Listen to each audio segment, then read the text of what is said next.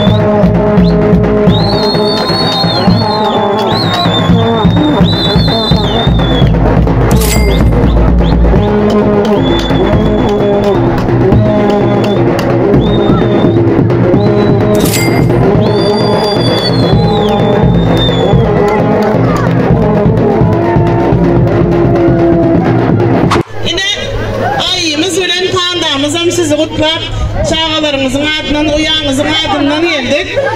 Suyuculuk tordu bilen dolar İstanbul'u uyanız Gunçan'ın adından.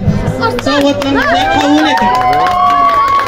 Kandalarımızı bilen sırnaylarımızın kıyızımız Ceren, Diyavuz, Ağlım, Arasalım başkalasının adından mutlak geldik. Yaşlarımız uzun olsun. Toylar köp olsun. Oğlum gelsin. Soğutlarımızın nasip etsin. Torda agarrak tut. Ne gire yara?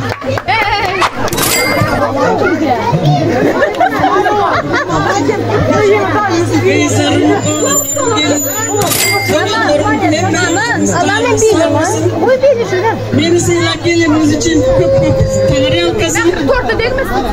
Hepinizin canları sağ olsun. Tort yok orada duruversin. Türk'teki beyzlerim canları sağ olsun. Gelinlerimin beyzlerim.